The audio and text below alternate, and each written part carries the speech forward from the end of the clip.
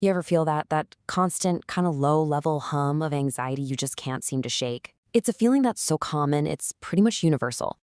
But what if the real root of that anxiety, and its cure, came from a place you'd never expect? Well, in this explainer, we're going to dig into an ancient text for a really powerful answer to our very modern problem with worry. We all want that Hakuna Matata life, right? That whole no worries ideal. But for most of us, life feels like the total opposite of that. We're constantly worrying about our jobs, our relationships, what's next. So the big question is, why? Where is all this anxiety actually coming from? Okay, stay with me here because this might sound a little weird at first. The source for this explainer, a sermon by Timothy Keller, points to a pretty startling diagnosis. The root of our anxiety is sin. Now, before you click away, this is not about a checklist of rules you've broken. We're about to look at a totally different way of defining sin that gets right to the heart of why we worry so much. To really get this, we need a powerful metaphor. The idea here is that our inner life, our sense of peace, or our constant anxiety isn't really determined by our actions on the surface.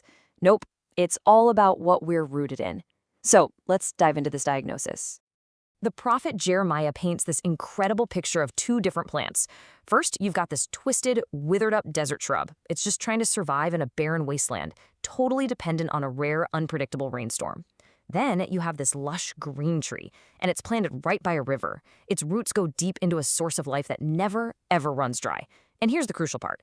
Their condition isn't about the plants themselves. It's 100% about where their roots are planted. And this is where that new definition of sin comes in. It's not about individual bad things you do, it's a foundation problem. Sin, from this perspective, is just misplacing your reliance. It's when your roots, your ultimate source of security, your identity, your life, are planted in literally anything other than God. And here's the thing. Everybody has roots. Every single one of us relies on something to feel secure, to feel valuable. You can't not have a foundation. So the question isn't if you trust in something for your identity. The real question is, what are you trusting in? So how do you figure out where your own roots are? Well, here's a quick little diagnostic test from the source. Just ask yourself, what are you most afraid of losing? What's the one thing that if it were taken away from you would make you feel like your life has no meaning? Whatever that is, that's where your roots are digging in for security. And here's another test for you. When your mind is just free to wander, when you're not busy, where does it go to get a little comfort or joy or a sense of purpose? What do you daydream about to feel good about yourself? That default setting of your mind. It reveals what's truly nourishing you. And these are some of the most common soils we try to plant ourselves in. It could be your career, right? The validation that brings. Or maybe it's the approval you get from a relationship. For a lot of people, it's financial security. Or maybe a political cause. Or even just the pursuit of personal comfort. The point is, we all have something. So, what happens when our roots are in these temporary shifting soils? Well, that brings us to the symptoms. And it helps explain something really strange, why even achieving our wildest dreams can somehow leave us feeling anxious and empty. The source makes this fascinating observation about people who achieve massive success.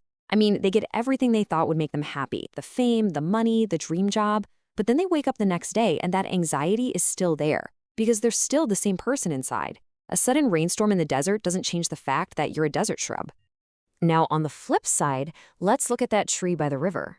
When a drought comes, and a drought will always come, the tree isn't destroyed. Sure, it might get a little weathered, but its core source of life is the river, not the unpredictable weather.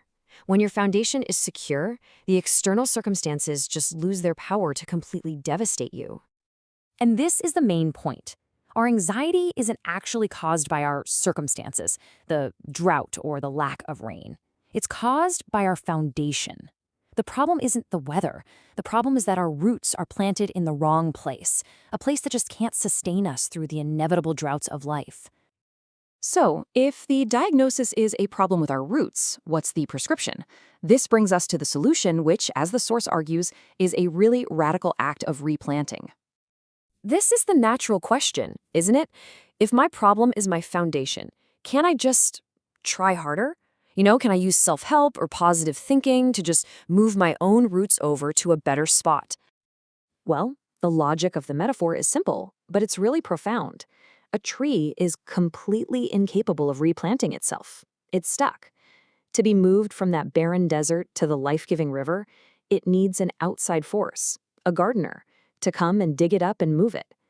Self-improvement just can't solve a fundamental foundation problem. And this is the theological climax of the whole argument. The Christian claim is that Jesus is the one who was perfectly rooted. He was the river of life. Yet he allowed himself to be torn up and thrown into the spiritual desert of the cross. And what was the purpose? So that desert shrubs, that's us, could be dug up and replanted by the life-giving water that he provides. This whole explainer, this whole idea, it really just boils down to one essential thought about where we find our stability. It's not about improving our situation, it's about transforming our foundation. Just let that sink in for a second. True, lasting peace, the real cure for that deep anxiety, it isn't found in getting more rain. It's not about getting the promotion or the relationship or the security you're craving. It's about having your roots, your entire sense of self, replanted in a totally different soil altogether. So we'll just leave you with this one final personal question. The storms of life are inevitable. A health crisis, a job loss, a broken heart. When the next one hits, and it will, what are your roots really holding on to for life? What is your true source?